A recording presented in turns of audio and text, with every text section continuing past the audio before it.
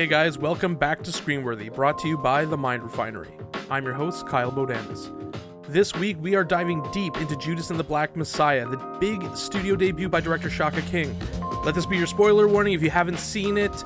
I recommend checking out an episode of BUFFS N NERFS. It's always a good hang, the guys are charming, and when you get caught up, check this one out. If you like what you hear, rate and subscribe wherever you get your podcasts, and if you have time, follow The Mind Refinery on social media. And now, here's the show. Okay guys, here today to talk about Shaka King's studio debut, which is produced by the ever-talented Ryan Coogler. Judas and the Black Messiah are Mind Refinery creatives John Neal. What's up? And Coburn Blair. How's it going? It's going good. I was really happy to kind of finally watch this. I mean, this has been one of the most anticipated films in Warner's release schedule, which of course has been converted to dual online release via HBO Max, or as Christopher Nolan calls it, the worst streaming service that used to be the best studio on the planet. A couple questions I want to ask to kind of frame this, because when I put it together, the write-up, I believe it was Coburn who was kind of like, is this even a biopic? So, what is this? Is this a biopic? Like, how are we describing this? I think it's a historical fiction to somewhat of a degree. I wouldn't call it a biopic because I don't think anyone really shines through. It's not really about any of the characters necessarily. It's kind of about, you know, the whole thing that happened, but it doesn't focus in on enough of Fred Hampton for me to call it a Fred Hampton biopic.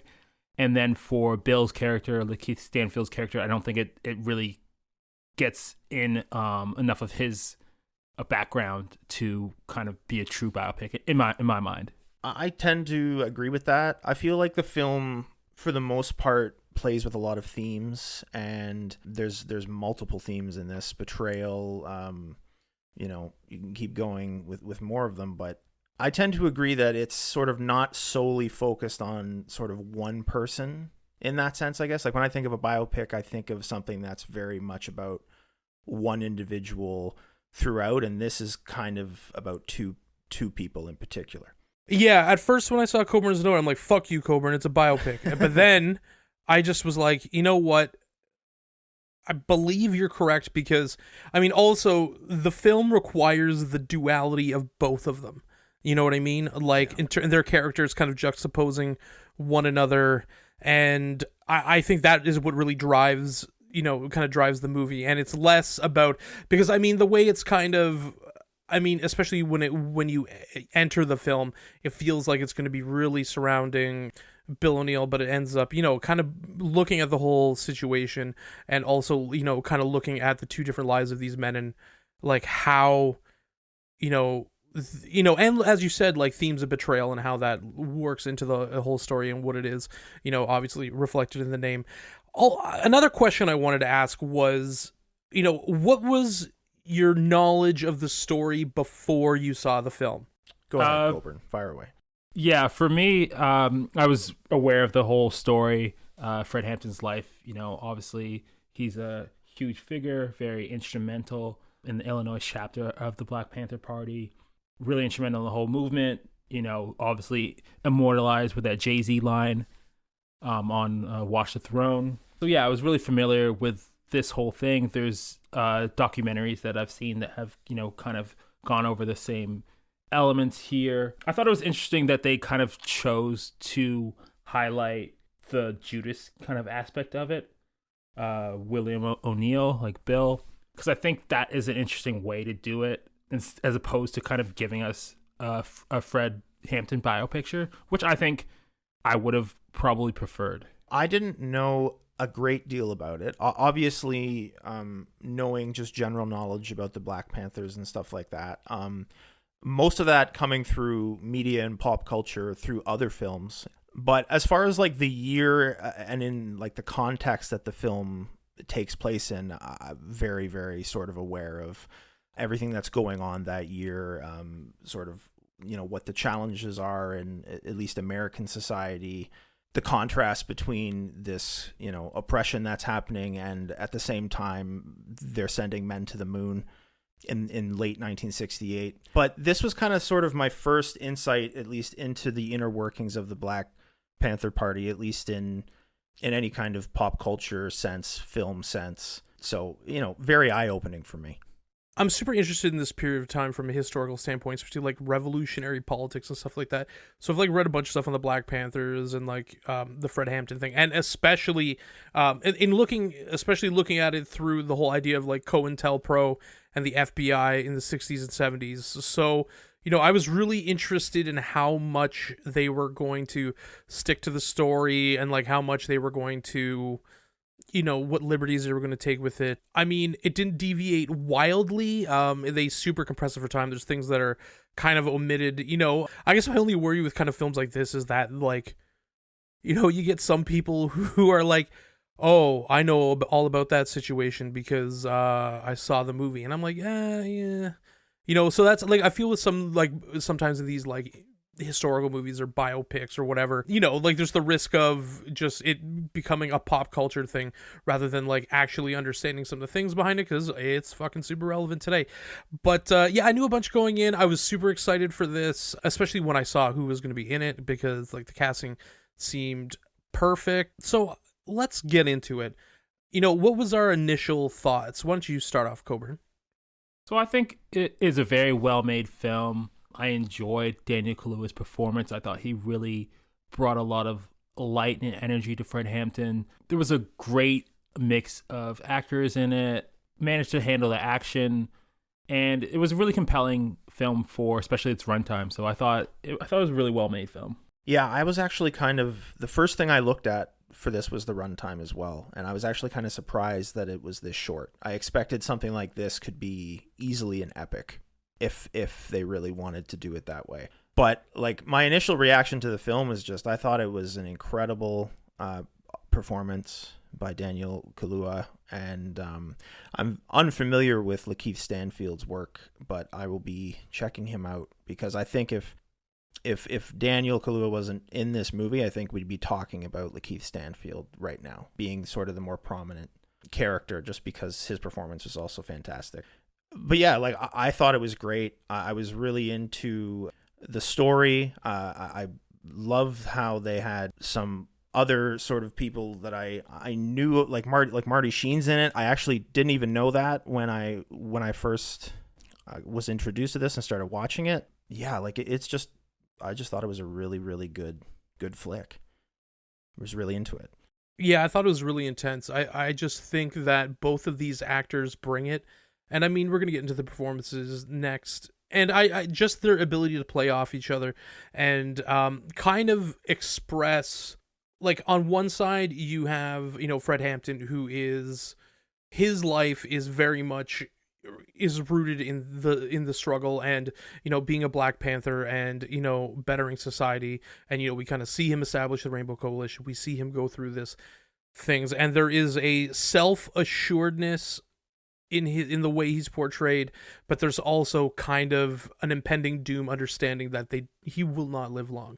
Whereas, Lakeith Stanfield and, Bill O'Neill kind of balance that by having a person who's really kind of betraying him and who works to get into and earn his trust for selfish reasons, for, like from wanting to stay out of jail and essentially exchanging his freedom for Hampton's life. And I just thought it was very intense. I thought the supporting cast was absolutely fucking fantastic.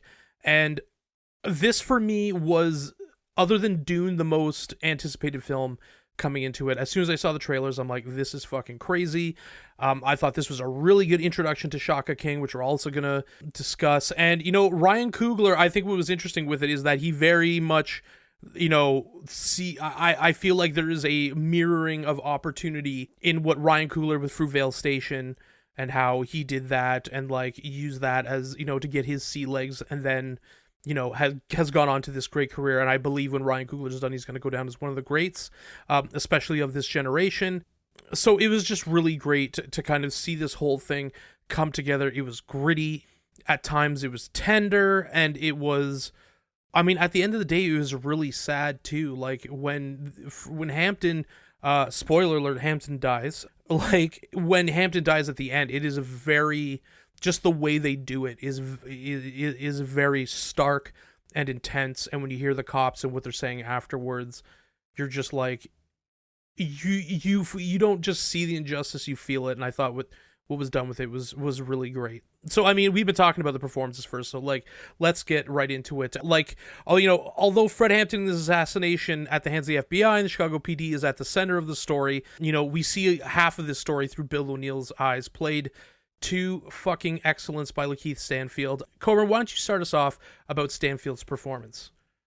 Yeah, I thought he was kind of magnanimous as soon as he enters. We get the scene at the beginning with the carjacking, and he really plays this role really well, being a shifty kind of character throughout and hard to trust and pin down. And I don't think we also kind of get a sense of his motivations. You kind of lose him in it a little bit, and you're kind of unsure if he is actually, too far into the role, playing this informant. And then I think him playing against Jesse Plemons works really well. And I think I really like that pairing on screen. Yeah, like I thought his performance was super good. Obviously, his just the way that the movie sort of builds, and you can feel the conflict in him as the movie builds, and it's sort of just like you just also carry it as someone watching the film. And yeah, like his motive, and that's the thing, like you don't really know what his motive, like what his sort of mindset is fully. Like it's sort of ambiguous, but I mean, as we go along, it becomes like way more clear. And I thought that he did such a good job with that, just the way he handled sort of being sort of put in that position of being sort of the conflicting character in this. Fantastic job. Great. Yeah, I mean, as the as the title entails, it's Judas and the Black Messiah. I mean, the whole duality is in the title. I mean, this story and the character Stanfield plays, has existed in literature and history for thousands of years, and it's been played so many times. But I felt Stanfield did a really good job embodying a person who, is struggling with a decision. I think that scene where, Jesse Plemons' character, asks him, like, were you mad or were you sad when, like, Martin Luther King died and Malcolm X died? It kind of really kind of frames that he doesn't know how he feels about that, and he's kind of only kind of looking into his own survival. Yeah. You know what I mean? From a daily, just from a day-to-day life. And, he has no idea what he's doing with his own life. And he has this encounter with the FBI, and like all his mannerisms and his entire way of thinking, juxtaposes Kaluuya's performance, which is what I fucking loved about it. And I think like his promise was definitely shown in Atlanta. John, did you see Atlanta? Coburn, I knew you saw Atlanta. I haven't seen it yet. No. So anybody, first of all, who hasn't seen Atlanta, who's listening, go and fucking watch Atlanta, because it's just a really, really great series. And I think that's where you see Lakeith Stanfield as, a burgeoning character actor of like the highest level. Mm-hmm. And, he gets into the character, in interviews, he talks about the lasting effects of like having this in your brain and the idea of like betraying your own people because your own shit's at stake, but also like the conflict he feels because like as he starts to get to know like Fred Hampton, he starts to see what he does for the community and how his people love him, the people he works with directly, and you know what I mean, and how he's able to unite not just black people, from different walks of life, but also establishing the Rainbow Coalition and understanding that, and showing, the struggle through commonality across racial lines. And he just kind of sees this, and he starts to, this is where the anxiety and the guilt and this whole thing starts twisting deeper and deeper in. And like, I just thought it was so good. I mean, and I think Get Out, his role in Get Out also is, it kind of shows that subversive sketchiness because it's so unnerving, his performance, and weird. And I think like he's going to become the guy to play these kind of roles where a strong, talented, immersive character actor is needed. And you know what I mean? And have you seen Sorry to Bother You? Boots Riley's? Yeah. Yeah.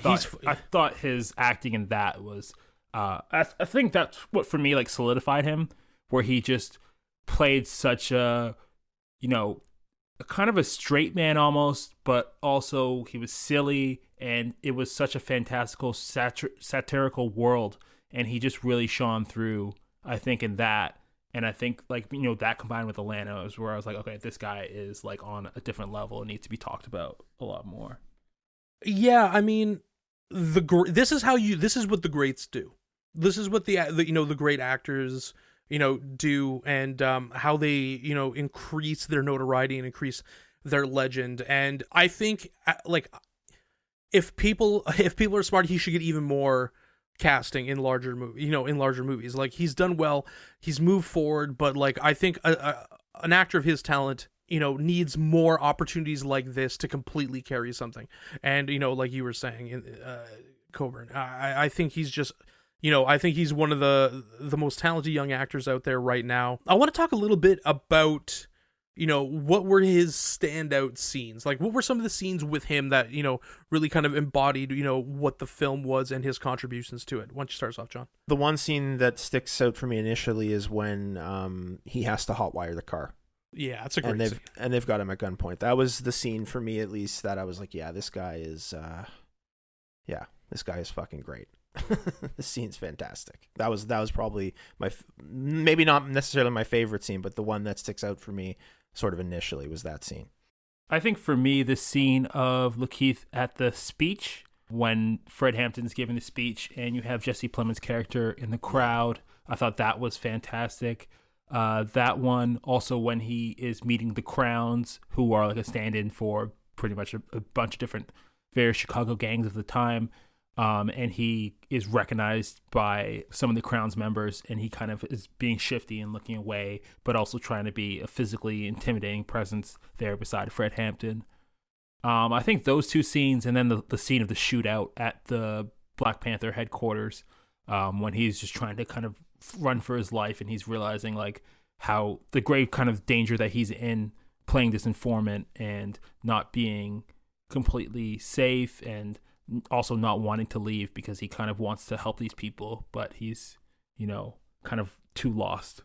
Yeah, I mean, those scenes were incredible. The shootout scene is really, really, really cool. It was just a really kind of nice smaller set piece in a smaller you know, in a smaller budget film, but like, I think what they were able to do with what they had, especially for a period piece, was ridiculous. My favorite was when he's having dinner with all of them and having a drink with all of them just before the raid, and he just has this look on his face, and he's just, you know, he's clearly bugging out. You see him, he looks physically ill, his face is sullen, and he can barely speak, and you know what I mean? And it's one of those situations where he's inside himself while all these things are happening, and like, he's being weird, he knows what's happening. It's like dramatic irony at its best, and I really kind of, you know, thought that kind of embodied what was going on and what was going on within him, and I thought like he did it so fucking well. And like, this isn't a war caliber performance, and you have to have an immersive attitude to do this, and so I thought it was really good. He never sells the audience short, and I think that takes a lot of talent. Yeah. Also, the scene when he's in the car with them and he's trying to explain how he got the car, I think was really, really good. Yeah. I mean, like, his whole thing, like, because I mean, the whole, like, really, it's a guy who's living a lie constantly. You know what I mean? Who's just living, you know, a lie, and, you know, the stress that takes, you know, toll that takes, and, you know, trying not to be discovered and save his own ass and all this kind of stuff. It was really cool. Daniel Kaluuya, what are our thoughts? Cobra, why don't you start us off? So I thought he, like, did a really great job, and he was, like, there was some controversy over casting, like, a British actor for the role, but I think he owned every scene that he was in. He was able to really deliver and hit home some of the speeches that they pulled from, most notably the speech in, I guess it's like a church or a kind of a rec center, and I thought that was really, really powerful. I think the scene with Daniel Kaluuya at the church delivering the first speech, and then when he goes up to see the Young Patriots organization, and he walks into that room with such presence and such fierceness, and, you know, it's a room full of poor white people, and you can kind of really feel the tension in the air there, but he really manages to capture, like, how gravitational Fred Hampton was and how big and powerful the ideas were. I think the only thing that is kind of lost is having Kaluuya play him, and I think Kaluuya like must be like in his early 30s, if not mid 30s. Yeah, Fred Hampton was only like 21.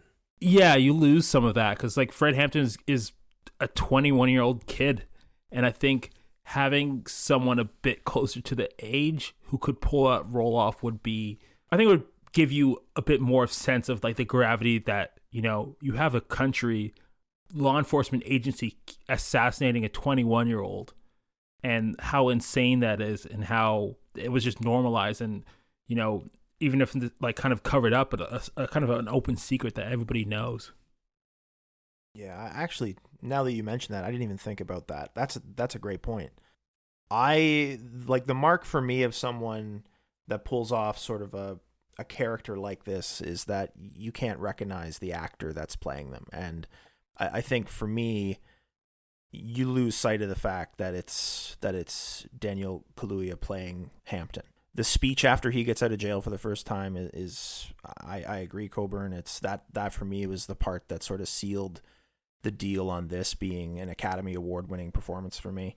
He just kills it in this part. You're just riveted every scene he's in. His presence is big and epic, and even though it's sort of taking place in this very sort of scaled down world as far as the viewpoint of the film. But yeah, man, like he kills it in every scene that he's in. This is a fantastic performance. Yeah, I thought that was an interesting idea there, Coburn, just because, like, if you watch Daniel Kaluuya's performance and then watch interviews with Fred Hampton seems much younger, obviously, in the real life interviews. Like, he seems much more like a younger guy who, but at the same time is just equally as, aggressive and equally as determined. And I thought, given the casting, I mean, like, I thought first of all, I thought he did an amazing job, and I think this is Academy Award level performance. I think it's, this is leading man type shit. Yeah. This is presence. This is, magnetism, charisma, determination. He's able to embody the person, and I just think that he's able to balance, because I mean, like, with the Fred Hampton story in this, there's two sides to it. There is the the guy who is visibly out in the community and providing leadership. He's providing the roar. He's the lion. And then when he's with his wife's name? Is it Deborah Johnson is the name? Of Fred Hampton's wife? Dominique Fishback plays her. The character? Or the... Yeah, the character. Yeah, Deborah Johnson. Deborah Johnson, sorry. Okay. She changes her name later. That's correct.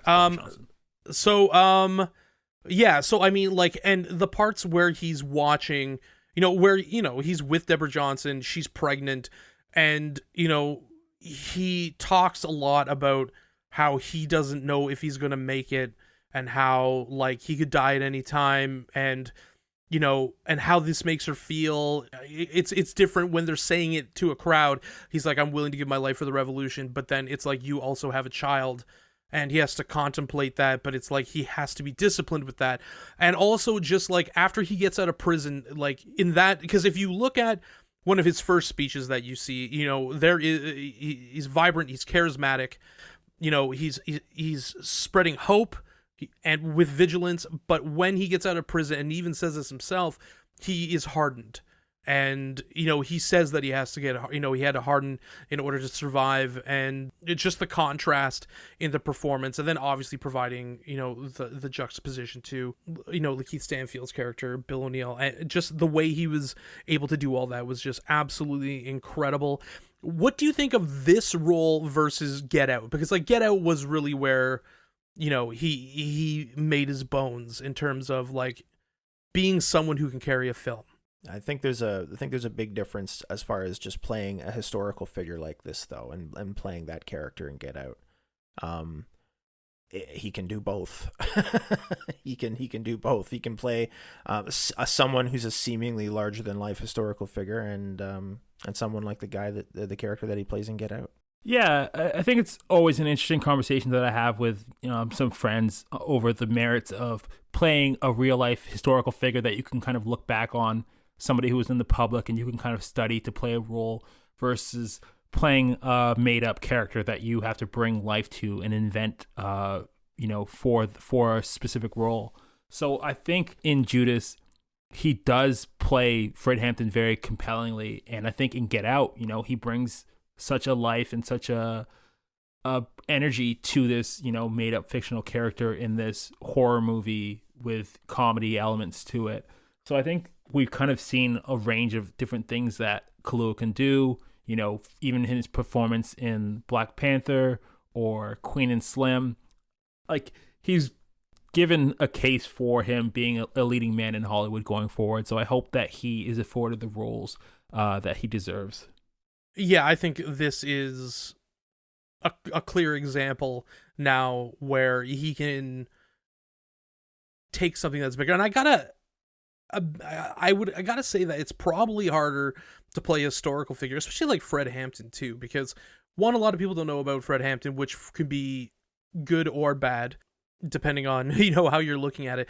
But there has to be a pressure too into like trying to play someone and trying to represent a complex character who represented a struggle of a people at a time in America, which really hasn't gone that much better, where there's like even more widespread violence from the police and from the state in general. And I think that's a responsibility. You mentioned Queen and Slim. He was great in that as well. Like at this point he should, like, he has more than proven that he can take the reins and do it, and he has the presence and he has the talent, and it really, really would be good to see him actually get some fucking roles like this on an even bigger stage.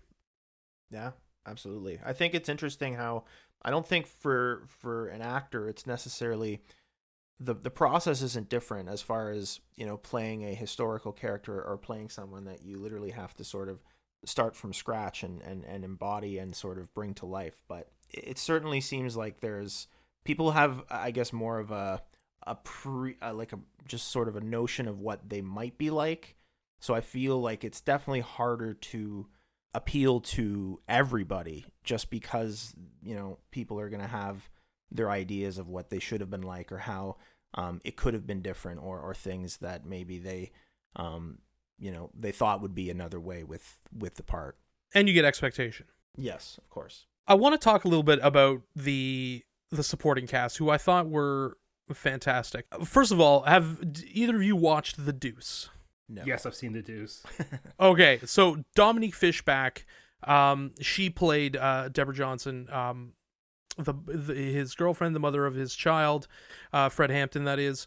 And just in The Deuce, I mean, she played one of the prostitutes, but she just like embodied in that this idea of hope, even in this like dreary kind of existence that seems to have no ways out. And she just did it so well. And at times she was just, she went from, the character was brilliant to adorable to sad and to lonely and just hopeless. And she, the complete gamut. And it was really cool to see her in this. And I'm really glad she turned up in this because she was great. Like, what do we think about her performance?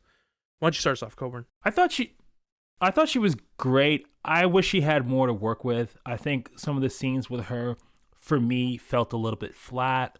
I don't think we got to see enough of like her vision, and because she was just as much of a part of the party as anybody else was in the film. So I think she kind of becomes this foil, and you get these scenes with her poetry, and I don't think they really stood up to me. I think she was written a little bit flat. So I would like to see a little bit more of her star power, because I think she deserved a little bit more screen time or a little bit sharper scenes.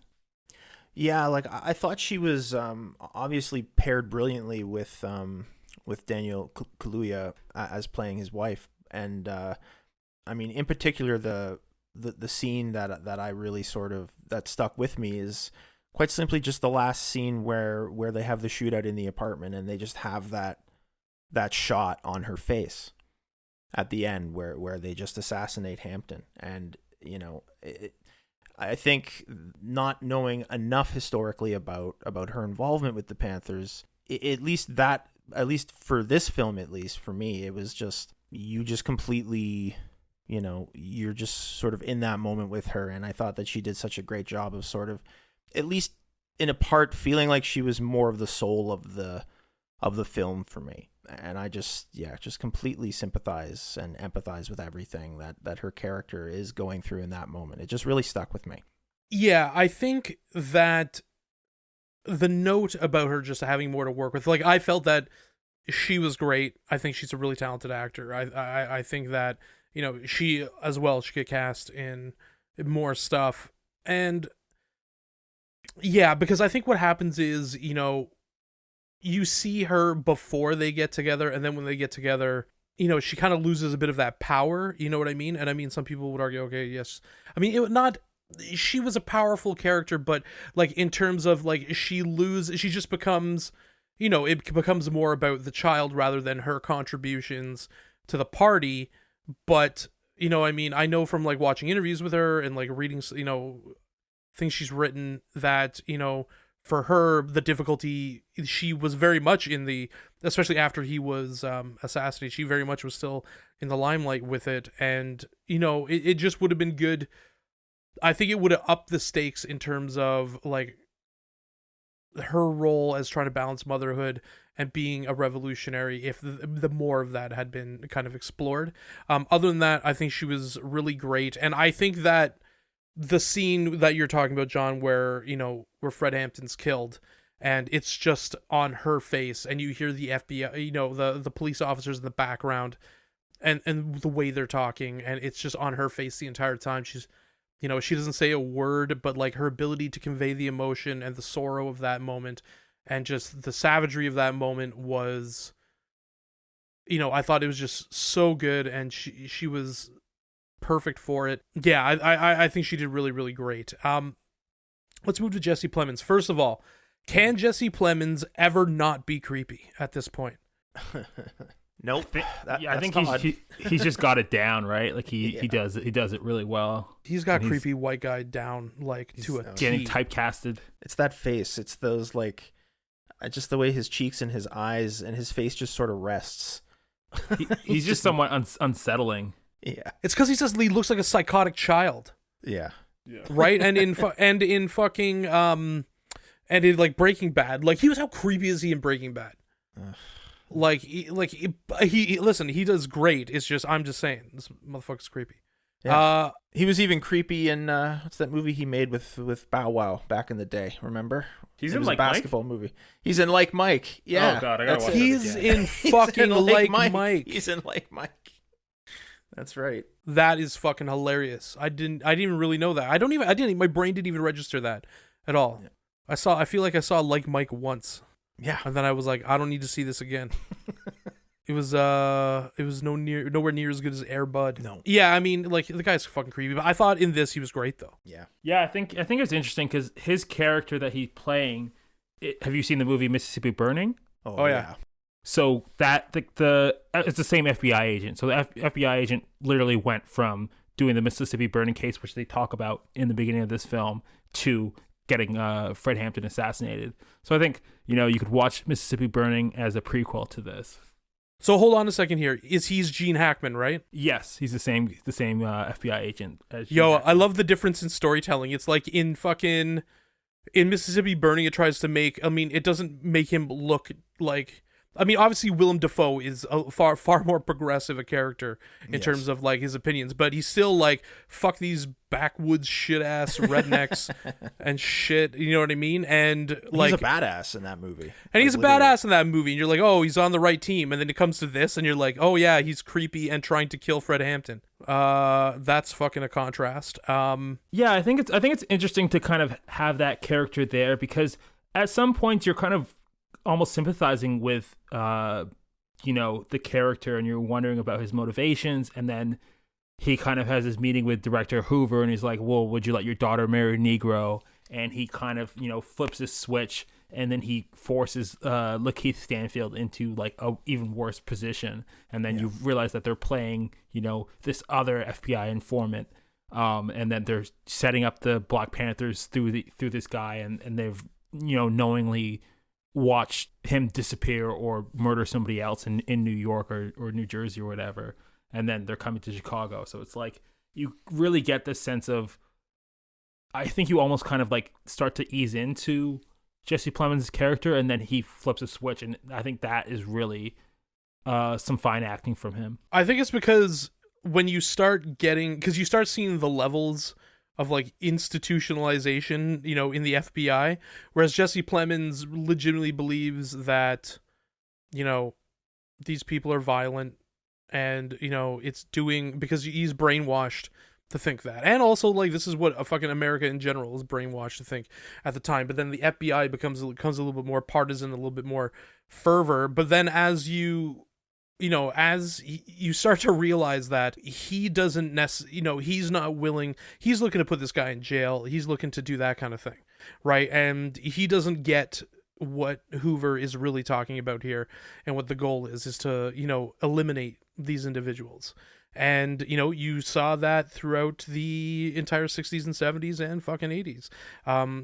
COINTELPRO, wreaked havoc on the civil rights movement. Even fucking, even Martin Luther King, you know what I mean? And the staunchly nonviolent part. Which, I mean, I think it takes us really good. We can kind of combine the Martin Sheen situation here as well. First of all, I want to ask about Martin Sheen. Keeping in mind he played General Lee in Gettysburg, is this Martin Sheen's most racist role? It's got to be up there. And I think they intentionally cast him, from the West Wing in this role, in this kind of like same authority figure, and that you kind of know and love. And then he, is this evil person. And that's interesting because I think even, having this movie come out, like there's now a bill to kind of get J. Edgar Hoover's name removed from the FBI building, which is, I think, kind of interesting. And I don't think that would have happened without this movie bringing it up again. Yeah. No, absolutely not. I completely agree.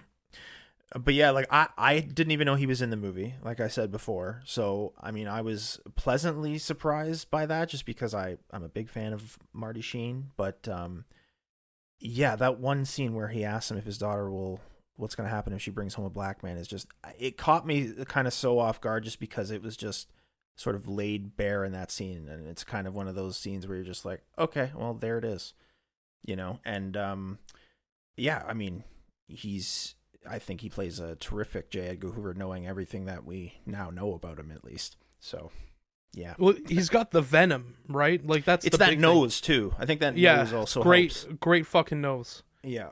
And he looks less ridiculous than Leonardo DiCaprio and fucking J. Edgar. Yeah, very much less so. Like, yeah, and it's funny because, he's like he has a very folksy grandpa vibe in a lot of movies, like even fucking Gettysburg.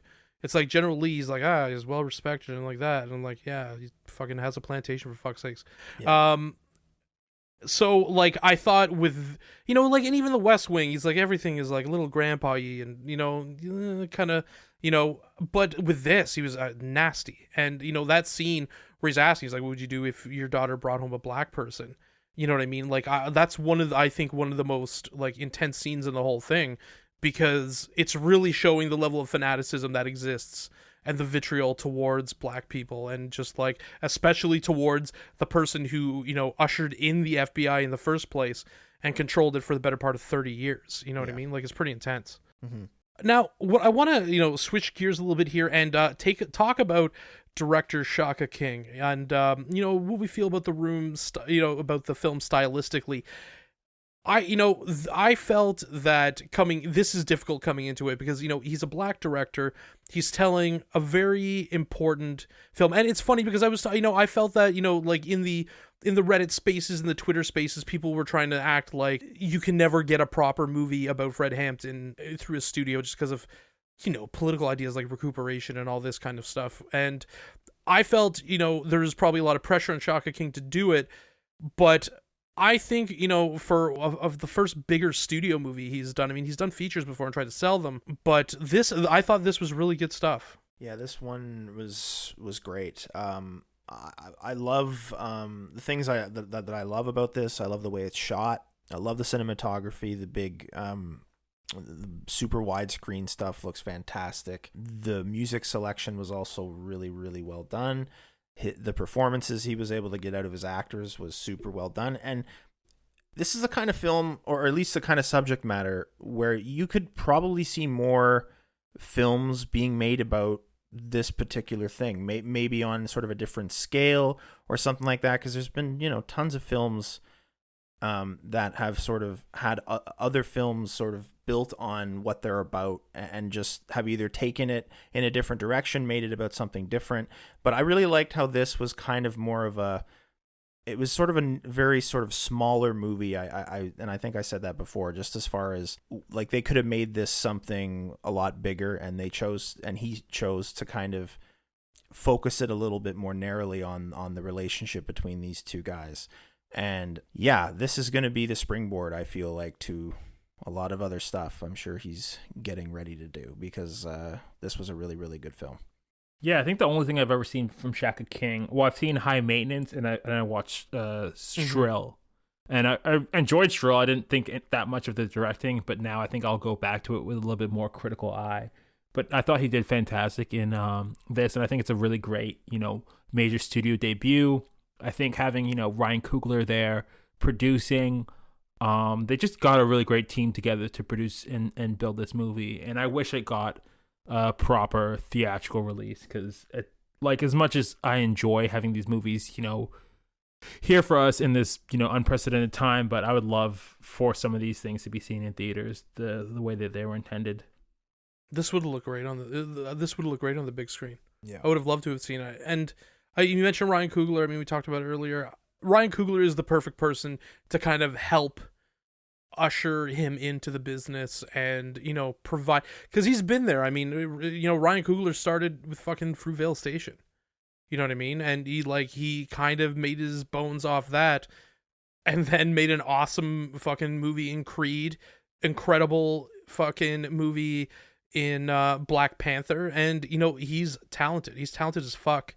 We're going to get, and his ability to kind of bring us another really talented director who can, I would really love to see him even more as, his chops progress and he works with bigger budgets too, because what they were able to do with this was really good. And it wasn't, I think this was 38 million. I'm trying to remember the fucking budget on this. It wasn't, feel free to correct me, public. It wasn't this wasn't a high budget film, and just they were able to use every dollar, I feel, and for 26 million. 26 million, sorry. And this, it's a period piece. That's another thing too. Period pieces are way more expensive. Yeah. And just what he was able to do with it was fantastic. And I think what we've seen is, a new talent arrive on the scene. And also, I mean, it was written by the Lucas brothers, who I believe get the story credit on this. Yeah, I think they were shopping this story around with Will Benson for a number of years. So initially, Gary F. Gray was attached to this. Yeah, I remember them talking about it on Larry Wilmore's podcast, and fucking shout out Larry Wilmore, who's just a G. They were talking about the process and how frustrating it was. And, just it's shopping a film in Hollywood isn't easy. So, I mean, they were able to kind of get this over the line, and, really attach it to a really great team that was able to put it together. And I think the way they had kind of, decided to have the two characters play off one another was really, really good. A number of people have tried to do a Fred Hampton biopic. It's, there's a few directors. I know that I'm pretty sure fucking John Singleton had tried to do one as well, or at least produce one. There's a number of filmmakers who were attached to doing them. And the way this kind of came together is fantastic. And good on them for doing that. I think they're talented. I think we're going to get more from them. I think just overall it was just a really, really great film that kind of like everyone involved should be taking a step up from where they are based on it, because this wasn't an easy film to make. It didn't have a big budget, but just the composition of the shots was fantastic. When he's got the explosives in the car and he's like saying, "Hey, we got to blow up this precinct or whatever." They get in the argument and Fred Hampton leaves, and it does this whole like crane shot where it like twists around into Stanfield going into the car, and I'm just like, you know what? This is so nicely done. Yeah. Like, it's rugged at times, but it's like super well composed. And I just, I was really happy that this turned out this way, because like I was super excited about it. And the only thing is, I just kind of wish this was, we could have seen this on a bigger screen rather than the TV set, or if you watched it on fucking Apple, you had to watch it on your fucking laptop, because your TV doesn't airdrop to this shit. Oh God. How do we think this is going to do in award season? I think it's going to be up there. This should be, the nomination, I would assume that Daniel Kaluuya or Lakeith Stanfield are both are going to be nominated. Daniel Kaluuya for sure, for because best actor and Stanfield for supporting, or do you think? I think it'll be both- reversed. I think it'll be reversed actually. It could be reversed, right? Yeah, I think reverse or maybe a double star. Like, it depends. They share enough screen time to for both starring roles. So as I said, best picture noms too, or it's going to be for best picture. I think too. Yeah. Like, there's I'm trying to think of the films that can really compete against it, to be honest with you. Yeah. I think it's a 2021 film though, right? So it'll be we're talking next February. No, I think it's going to be it's not going to be Is it? I'm pretty sure it's going to be in this one. Oh, well, it's up till what, January? It's up to like February 1st, I think, the cutoff. Okay. I'm not, don't quote me on it though. We gotta look that up, but I'm pretty sure it's around for this award season, because I think the other big one is going to be Trial of Chicago 7. Yeah. Because I think Sacha Baron Cohen is going to get some love from that. Another great character actor of today. I feel like the Peter Sellers of today, to be honest with you. Fred Hampton appears in that movie too. Yes. He does appear in that movie. That's correct.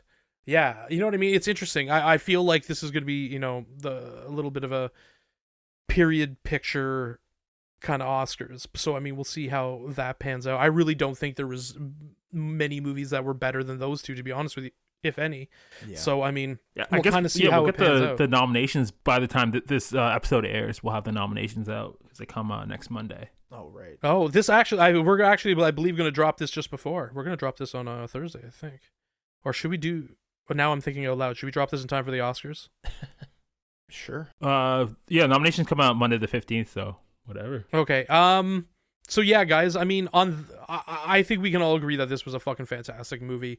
And it's also a film that I now want to look into all this historical stuff involved with this way more, just because, like I said, kind of going into it a little bit blind, I think was a great introduction to all of this, and just makes me want to eat up all of this information as well. So the film succeeds in that regard as well.